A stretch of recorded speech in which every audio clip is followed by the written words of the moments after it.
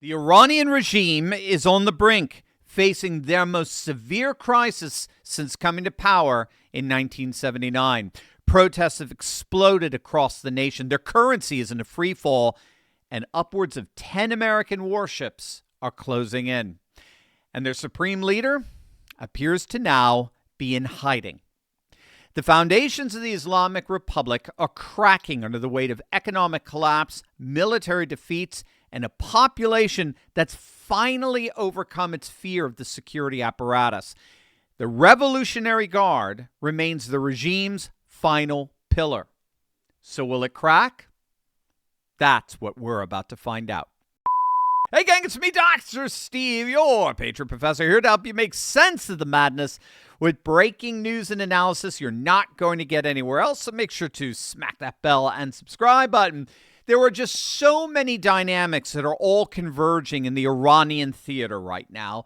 First and foremost, over the last few days, reports have exposed a Plan B drawn up for Ayatollah Ali Khamenei, a fully mapped escape route from Tehran to Moscow if nationwide unrest spirals out of control and his security forces start to crack.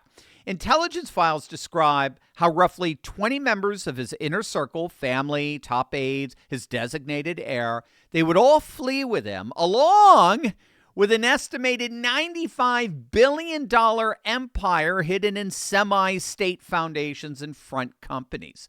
The whole mythology of a supreme leader who would die on Iranian soil rather than back down has been shattered. He now looks like just another kleptocrat checking the exits. Now, at the exact same time, the regime's behavior on the water shows exactly why they're so terrified.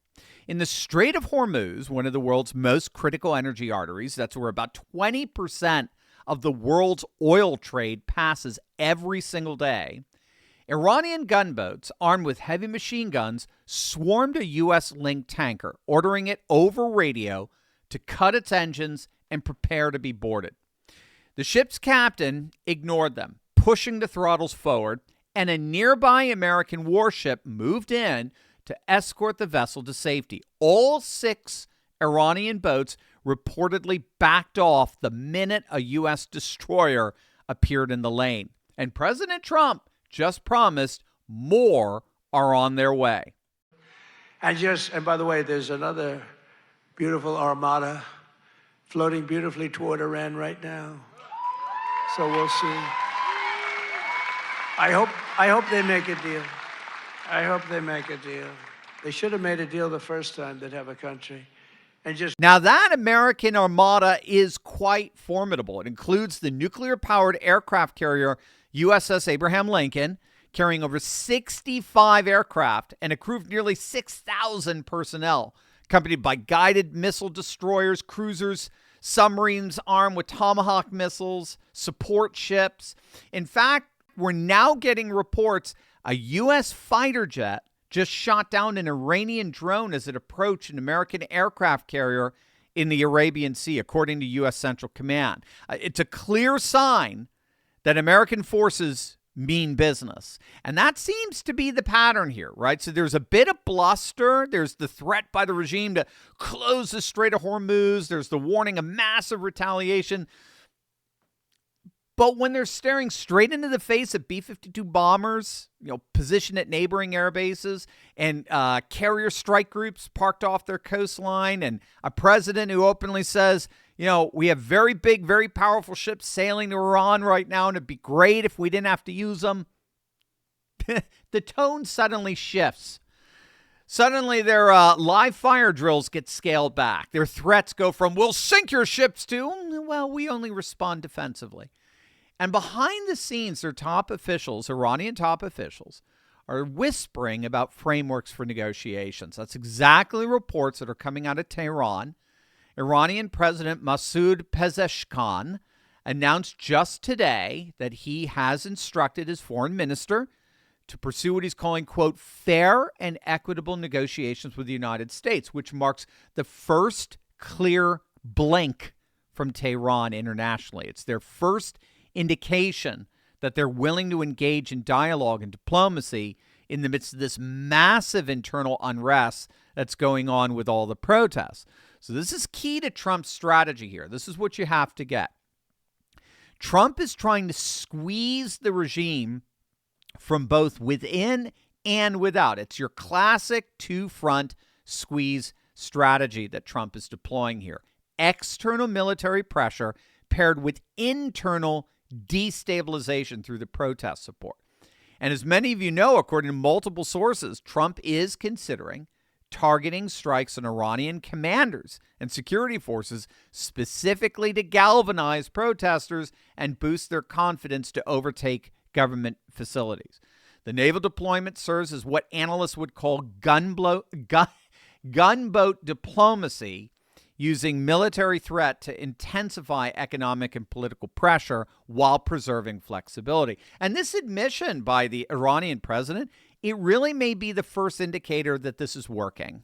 This squeeze policy is where it represents a major policy shift for the Iranian president, and it signals that he has received backing from the supreme leader, Ayatollah Ali Khamenei, for talks that originally the 86-year-old cleric completely dismissed. Now, inside Iran, the unrest risks tearing the regime apart. And we're seeing that contradiction within the regime playing out in real time. So on one hand, state media insists the Islamic Republic is eternal, it's infallible, it's undefeatable. On the other hand, there are leaked psychological profiles describing Khamenei as mentally and physically weakened since the 12-day war with Israel. It describes him as paranoid about defections inside the Islamic Revolutionary Guard. And that's why the escape plan is so devastating. Because once rank and file realize that the captain has a lifeboat, the calculus for every commander changes. Why keep shooting protesters if the supreme leader is planning to cut and run to Moscow and leave you facing trial? But inside Iran, inside the nation, inside all the cities, things have gone from bad to worse for the regime. Wait until you see the latest on these protests. Take a guess at what this is. This is absolutely amazing. I'll give you a hint.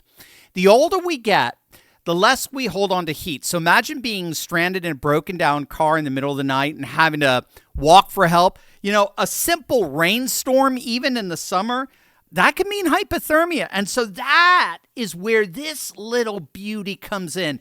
I'm going to bring it out. I kid you not. This is a full-size, heat-reflective emergency sleeping bag that actually fits into the palm of your hand. I've never seen anything like it. It's absolutely amazing. And you heard it right. I mean, it's an emergency thermal sleeping bag that can keep you warm down to Arctic temperatures. It's waterproof. It's windproof. It's bright orange, as you could see, so you could be spotted in a disaster. And look at this thing. It's like 7 feet long, 3 feet wide. It's incredible, but it fits in your glove compartment. I've never seen anything like this. Sierra Madre, the genius creators of this emergency sleeping bag, made it small enough to fit in your pocket, your glove box, your junk drawer, your go bag, whatever. But it packs such an amazing punch. I sweat in it anytime I get into it. It's amazing. And I made sure to get a whole bundle of them for all my family to keep in their glove compartments. And now you can too. This week, the Patriots over at Sierra Madre have to clean out their warehouse before a new shipment arrives for the new year. So they're marking these puppies down over 59%. So you heard that right, 59%. Click on that link below and get one each for your whole family and save a bundle before the sale ends. Oh, and I almost forgot, the 10-pack, it ships free. So you're double your savings. So don't wait. I mean, these aren't available in any stores or big box retailers. And the only place you can get this warehouse clean out deal is if you click on that link below right now. As the regime faces external pressures from the U.S. military, ordinary Iranians are paying the price literally. The currency has collapsed. Inflation is beyond comprehension. The rial has lost 60% of its value in 6 months. And unfortunately, that's just par for the course for the last several years. So back in 2015, there were 32,000 rials to the dollar. In 2022, there was 430,000 rials to the dollar. Today, it's an astonishing 1,420,000 rials to the dollar. The rial has lost 20,000% of its value since 1979. And if matters couldn't possibly get worse, Iran is facing a catastrophic water crisis. Tehran's 5 reservoirs dropped to barely 10% capacity. They've lost 90% of their hydro reserves. They're completely gone. And the people have had it. Huge protests have erupted across more than 20 provinces. Videos show massive security deployments, fires in the streets, thousands arrested. Yet even under brutal crackdowns, people chant from rooftops at night. Athletes are publicly refusing to represent the regime's national teams, and exiled opposition figures draw larger and larger support. The regime is trying to hold its empire together with fear. At the exact moment, it's quietly wiring money abroad and mapping escape routes. Layer on top of that the global stakes, right? The Strait of Hormuz is a narrow corridor, only a couple of miles wide in each direction at its tightest point, through which a fifth of the world's oil and a huge chunk of its LNG have to pass. Any serious clash there doesn't just hit Iran, it hits your gas prices, my gas price, Europe's energy security, and Asia's supply chains. That's why Iranian gunboats trying to stop a U.S. tanker matter far beyond a single incident. It's a test. Will the U.S. under Trump allow a terror-sponsoring regime to turn a vital international waterway into its own personal toll booth? So you have overall, in the end, 3 converging realities. You got an Islamic theocracy that's rotting from within. You got a supreme leader quietly planning his own exit. And you got an American president signaling that if Tehran continues murdering protesters and menacing global shipping, that bad things are going to happen. All while U.S. naval and air assets move into position. In other words, the regime knows it can't win a straight fight with the United States. It can't keep its own people in line without mass bloodshed. And now the world has seen the truth that behind all the chants, all the missiles, and all the propaganda, the man at the top has one eye on the streets of Tehran and the other on a runway in Moscow. And so the only real question left is not whether this system survives unchanged, but how and how fast it finally falls apart.